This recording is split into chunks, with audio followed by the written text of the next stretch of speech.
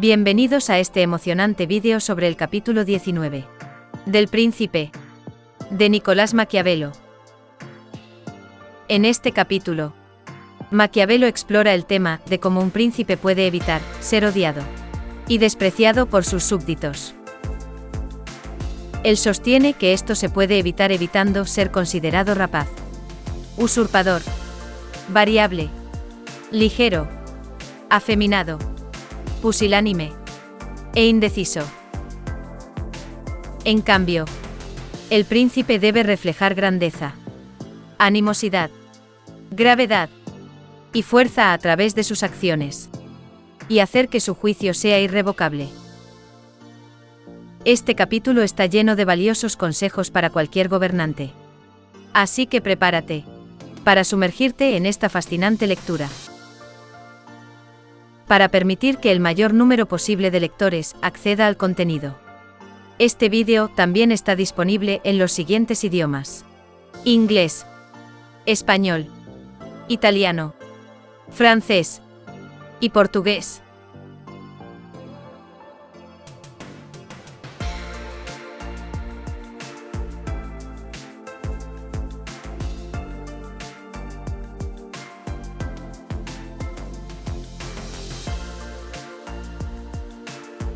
Pero, dado que ya he hablado de las cualidades más importantes mencionadas anteriormente, quiero discutir brevemente las demás bajo estas generalidades. Para que el príncipe piense, como ya se ha mencionado en parte, en evitar aquellas cosas que lo hagan odioso y despreciable. Y cada vez que evite esto, habrá hecho su deber. Y no encontrará peligro de infamia en otras cosas. Lo hace odioso sobre todo, como se ha dicho antes, el ser rapaz y usurpador de la propiedad y de las mujeres de los súbditos, de lo que debe abstenerse.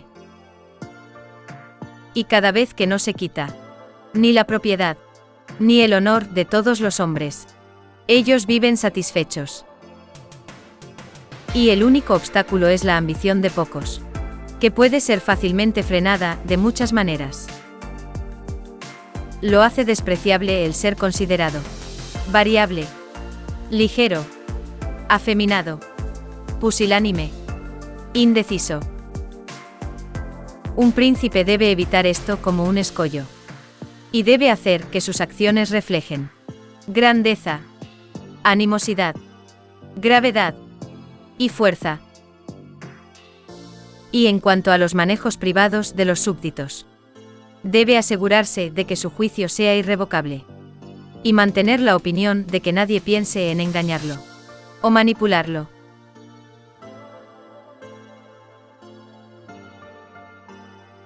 El príncipe que goza de esta reputación es muy respetado y difícil de conspirar en su contra.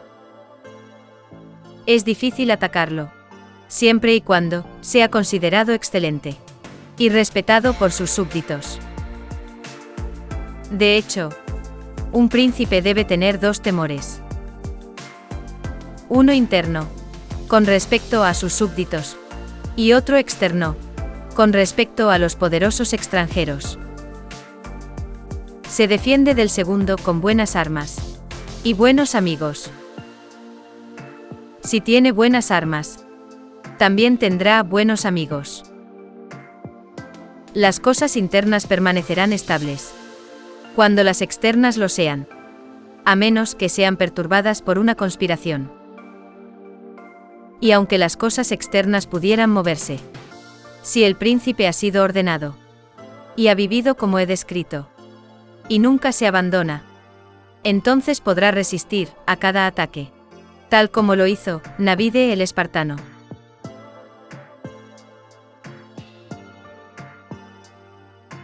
Pero en lo que respecta a los súbditos, cuando las cosas externas están tranquilas, se debe temer que conspiran secretamente. El príncipe debe protegerse de esto, evitando ser odiado o despreciado, y manteniendo al pueblo satisfecho con él, lo cual es necesario, como se ha discutido ampliamente anteriormente. Uno de los remedios más efectivos que tiene un príncipe contra las conspiraciones es no ser universalmente odiado. Porque quien conspira cree que con la muerte del príncipe se satisfará al pueblo. Sin embargo, si cree que ofende al príncipe, no tendrá el coraje de emprender tal empresa, porque las dificultades que encontrará serán infinitas. Además, por experiencia, se sabe que ha habido muchas conspiraciones, pero pocas han sido coronadas por el éxito. Porque quien conspira no puede actuar solo, ni puede reclutar compañeros, sino entre aquellos que cree insatisfechos. Y luego de revelar su intención a un insatisfecho, le da la posibilidad de estar satisfecho, porque claramente puede esperar cualquier beneficio. Entonces, viendo la ganancia segura de un lado, y la incertidumbre, y los peligros del otro, será un raro amigo u obstinado enemigo del príncipe, quien observe su lealtad.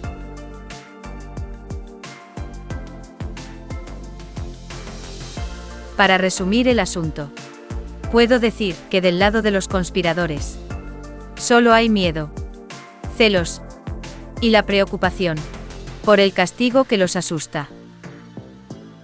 Por otro lado, el príncipe puede contar con la majestuosidad de su poder, las leyes, la protección de los amigos y del Estado que lo defienden. Además, si se agrega a todo esto la benevolencia del pueblo, es imposible que alguien sea tan temerario como para organizar una conspiración. De hecho, por lo general, si un conspirador tiene miedo antes de llevar a cabo su malvado plan, en este caso debería temer aún más después de la ejecución del plan, ya que tendrá al pueblo como enemigo, y no podrá esperar ningún tipo de refugio.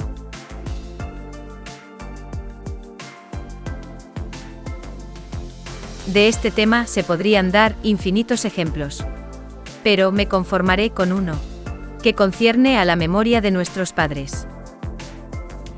Messer Aníbal Bentivoglio, abuelo del actual Messer Aníbal, quien era el príncipe de Bolonia, fue asesinado por los Caneschi que habían conspirado contra él.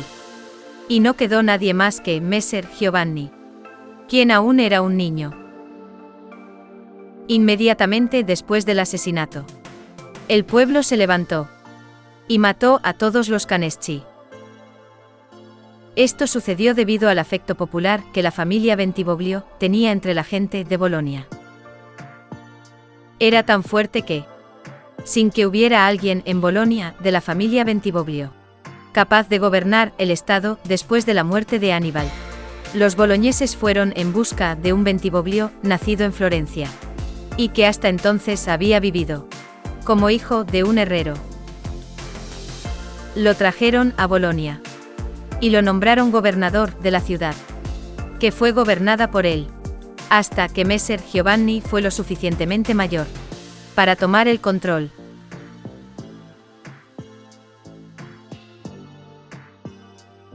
Concluyo, por tanto, que un príncipe debe considerar las conspiraciones de poca importancia, cuando el pueblo le es favorable.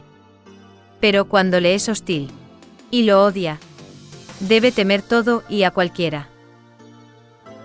Los estados bien ordenados y los príncipes sabios siempre han buscado con gran cuidado no dispersar a los grandes, satisfacer al pueblo y mantenerlo contento, ya que esta es una de las cuestiones más importantes para un príncipe.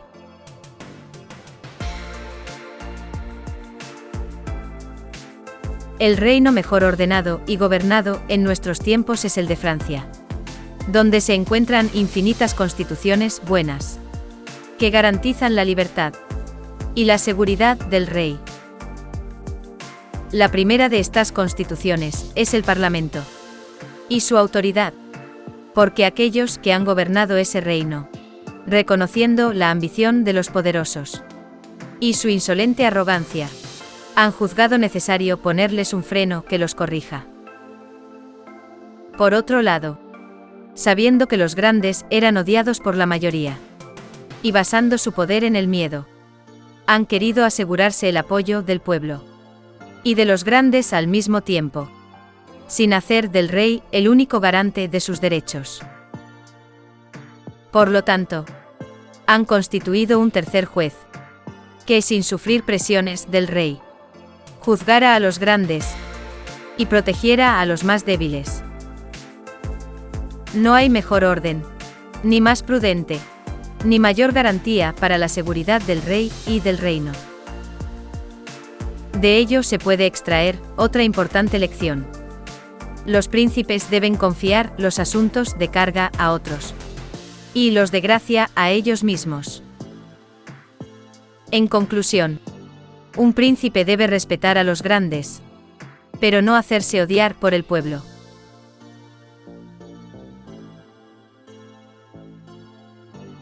Para muchos, al considerar la vida y la muerte de algunos emperadores romanos, podría parecer que hay ejemplos que contradicen mi opinión. Es decir, que algunos siempre vivieron de manera excepcional y demostraron una gran virtud de espíritu, pero aún así perdieron el imperio, o fueron asesinados por sus propios súbditos que conspiraron contra ellos. Por lo tanto, para responder a estas objeciones, discutiré las cualidades de algunos emperadores, mostrando las causas de su ruina, no muy diferentes de las que he expuesto. Y en parte, consideraré aquellas cosas que son relevantes para quienes leen las acciones de aquellos tiempos. Será suficiente para mí considerar todos los emperadores que se sucedieron desde el imperio de Marco Filósofo hasta Maximino. Es decir, Marco, su hijo Cómodo, Pertinax, Juliano, Severo, Antonino, su hijo Caracalla, Macrino, Heliogábalo, Alejandro y Maximino.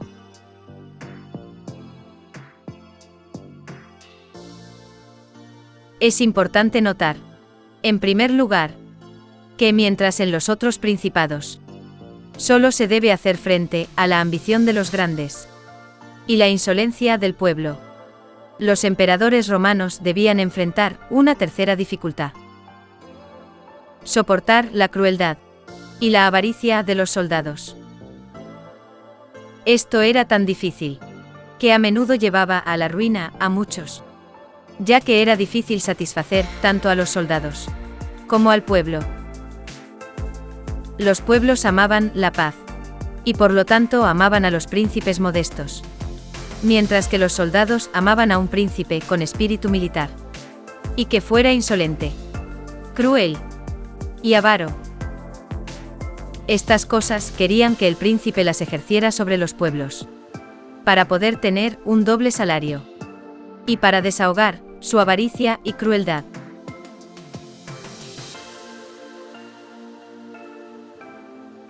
Estas cosas hacían que aquellos emperadores, que por naturaleza o habilidad no tenían una gran reputación que los mantuviera en su lugar, siempre colapsaran. La mayoría de ellos, especialmente aquellos que llegaban al poder como hombres nuevos, conscientes de la dificultad de conciliar estos dos estados de ánimo diferentes, trataban de satisfacer a los soldados, sin preocuparse demasiado por ofender al pueblo. Esta elección era necesaria, porque los príncipes no pueden evitar ser odiados por alguien. Primero deben esforzarse por no ser odiados por toda la comunidad. Y cuando no pueden lograr esto, deben tratar de evitar el odio de las comunidades más poderosas por todos los medios posibles. Es por eso que aquellos emperadores que necesitaban favores extraordinarios, debido a su novedad, preferían adherirse a los soldados, en lugar del pueblo, lo que les era útil o no, dependiendo de cuánto bien el príncipe pudiera mantener su reputación con ellos.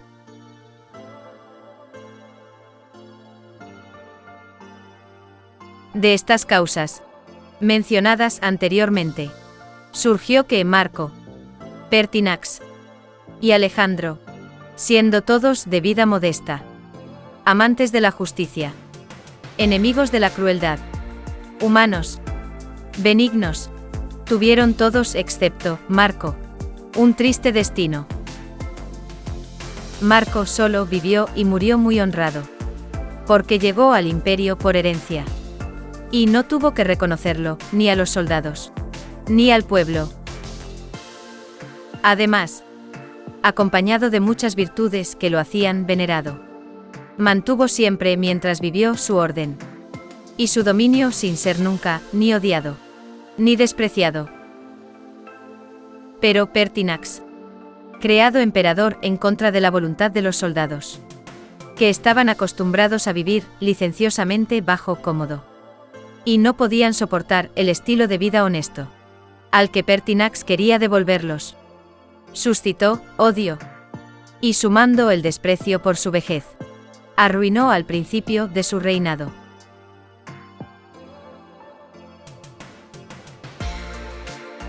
Y aquí se debe notar que el odio se adquiere a través de las acciones buenas y malas. Por lo tanto, como mencioné antes, si un príncipe quiere mantener su estado, a menudo se ve obligado a no ser bueno. De hecho, cuando la universidad, el pueblo, los soldados o los nobles que necesitas para mantener tu poder están corruptos, debes seguir su estado de ánimo para satisfacerlos, y tus acciones buenas se convierten en enemigas. Pero hablemos de Alejandro. Era tan bueno, que entre otros elogios atribuidos a él, está durante los 14 años en los que mantuvo el imperio, nunca mató a nadie injustamente. Sin embargo, al ser considerado afeminado, y un hombre que se dejaba gobernar por su madre, cayó en desprecio, y el ejército conspiró contra él y lo mató.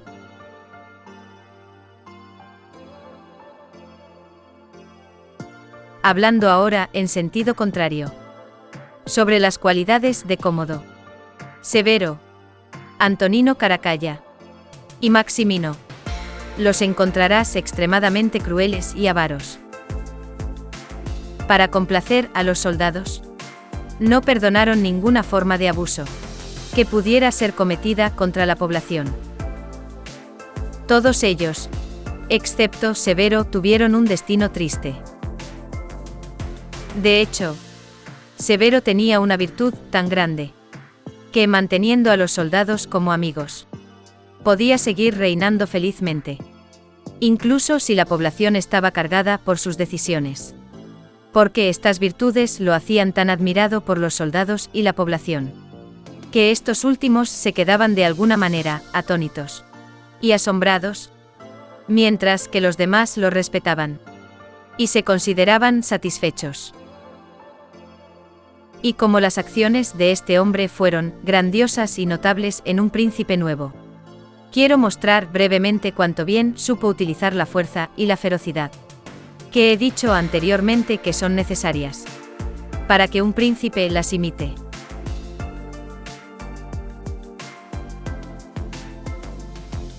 Conocida la indolencia del emperador Juliano, Severo persuadió a su ejército, del cual era capitán en Esclavonia, a dirigirse a Roma para vengar la muerte de Pertinax, asesinado por los soldados pretorianos.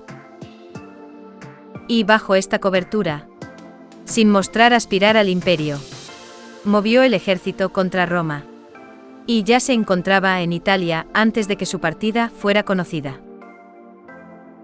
Llegado a Roma, el Senado por temor lo eligió como emperador y ejecutó a Juliano. Después de esto, Severo enfrentó dos dificultades al querer someter todo el estado. Una en Asia, donde Pescenio Nigro, jefe de los ejércitos asiáticos, se había hecho nombrar emperador, y otra en el occidente, donde Albino, quien también aspiraba al imperio, se encontraba. Puesto que consideraba peligroso hacerse enemigo de ambos, decidió atacar a Nigro y engañar a Albino. A este último le escribió que, habiendo sido elegido emperador por el Senado, quería compartir esa dignidad con él, y le envió el título de César. y el Senado lo nombró su colega. Albino aceptó todo esto como verdadero. Pero una vez que Severo hubo derrotado y matado a Nigro y pacificado el Oriente, regresó a Roma y se quejó ante el Senado de que Albino, poco agradecido por los beneficios recibidos de él, había intentado matarlo. Por lo tanto, era necesario que Severo fuera a castigar su ingratitud. Posteriormente, fue a encontrarlo en Francia y le quitó el estado y la vida.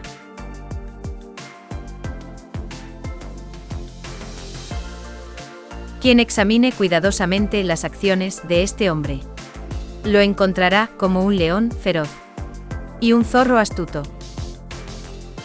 Lo verá temido y respetado por todos, y no odiado por los ejércitos.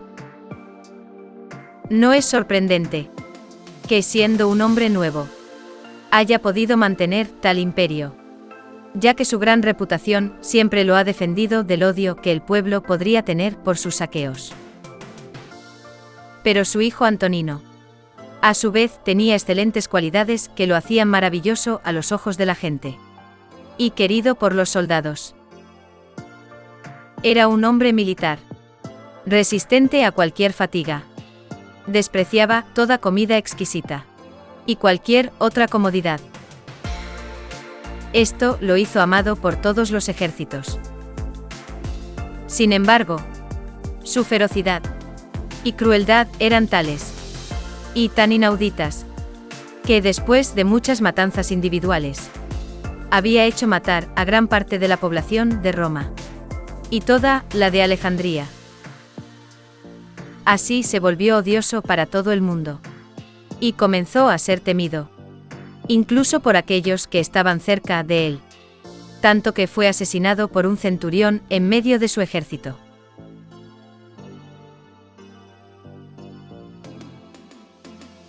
Es importante destacar que las muertes similares que ocurren por la decisión de una mente obstinada están reservadas solo para los príncipes inevitables, ya que cualquiera que no se preocupe por su propia vida puede ofenderse. Sin embargo, el príncipe debe preocuparse menos, ya que son muy raras. Solo debe tener cuidado de no cometer graves injusticias contra aquellos que lo sirven y lo rodean en su gobierno, como hizo Antonino, quien mató con desprecio a un hermano de ese centurión y lo amenazaba todos los días. Sin embargo, lo mantuvo como su guardaespaldas, lo que fue un comportamiento temerario, y lo llevó a la ruina, como le sucedió.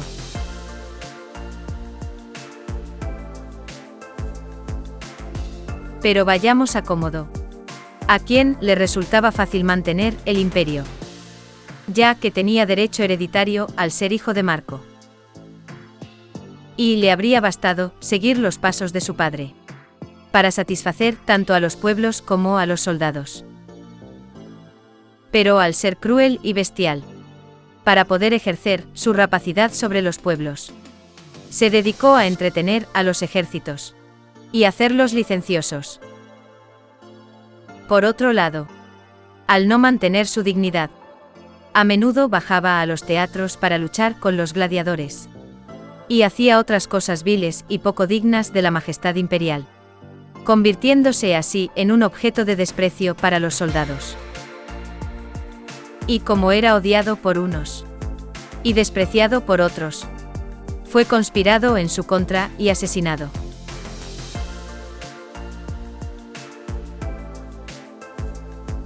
Queda por contar las cualidades de Massimino. Él fue un hombre muy belicoso. Y como los ejércitos estaban hartos de la blandura de Alejandro, del cual ya he hablado, lo eligieron como emperador después de su muerte. Sin embargo, no reinó por mucho tiempo, debido a dos cosas que lo hicieron odioso y despreciado. La primera, su baja clase social, ya que había sido pastor en Tracia, cosa que era bien conocida en todas partes y que lo hacía despreciado por cualquiera. La segunda, porque al retrasar su entrada en Roma y la asunción del poder imperial dio la impresión de ser cruel, ya que sus prefectos cometieron muchas crueldades en Roma y en cualquier otro lugar del imperio. Así, desencadenado el mundo entero, por la indignación, por la vileza de su linaje, y por el odio al miedo de su ferocidad. Primero se rebeló África, luego el Senado con todo el pueblo de Roma, y finalmente toda Italia se coaligó contra él. A todo esto se sumó también su propio ejército, que acampado en Aquileia y encontrando dificultades para tomar la ciudad, cansado de su crueldad y temiendo a tantos enemigos, lo mató.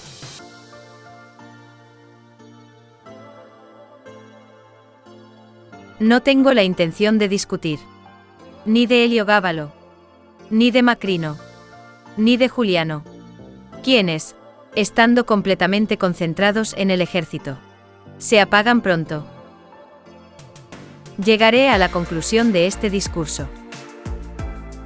Digo que los gobernantes de nuestros tiempos tienen menos dificultades para satisfacer extraordinariamente a los soldados en sus gobiernos. Porque, aunque deben tenerlos en cuenta, resuelven rápidamente para no tener ejércitos arraigados en el gobierno y la administración de las provincias, como sucedía con los ejércitos del Imperio Romano. Por lo tanto, si en el pasado era necesario satisfacer más a los soldados que al pueblo, era porque los soldados tenían más poder que los pueblos. Ahora, en cambio, todos los gobernantes, excepto el turco y el sultán, deben satisfacer al pueblo más que a los soldados, porque el pueblo tiene más poder que ellos.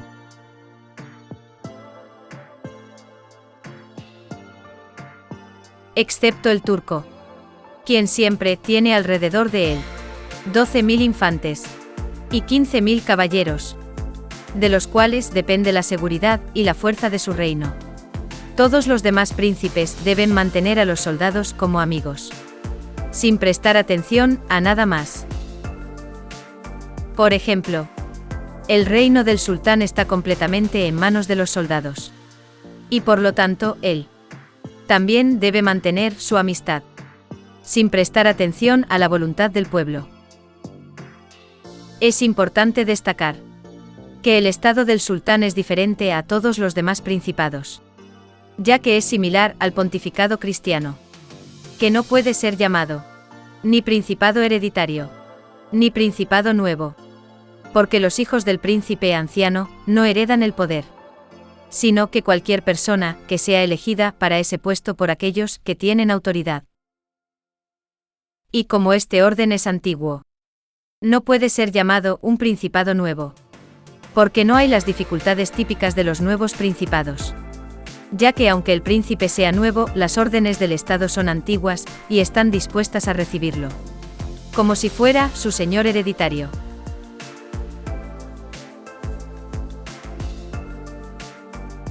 Pero volviendo a nuestro tema, digo que quien considere el discurso anterior verá que el odio o el desprecio fueron la causa de la ruina de aquellos emperadores mencionados. Y también entenderá de dónde vino el hecho de que, dado que algunos de ellos procedieron de una manera y otros de la manera opuesta, solo uno de ellos tuvo un final feliz, mientras que los demás no lo tuvieron.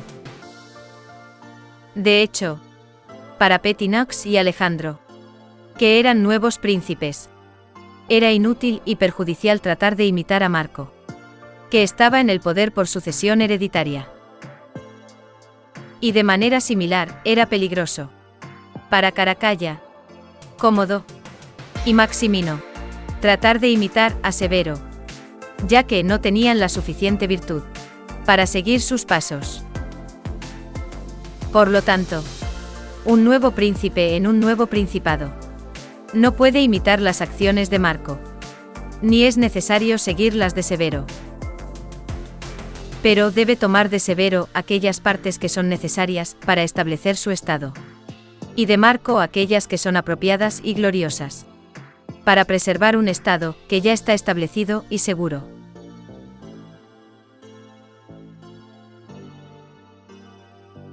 En conclusión, el capítulo 19 del Príncipe de Nicolás Maquiavelo ofrece muchas reflexiones interesantes sobre las cualidades que un príncipe debería poseer para ser respetado y temido por sus súbditos.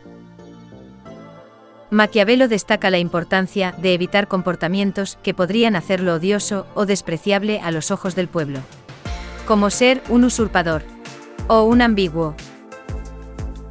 En cambio, un príncipe debería mostrar grandeza, animosidad, gravedad y fuerza, manteniendo la opinión de que nadie puede engañarlo o manipularlo.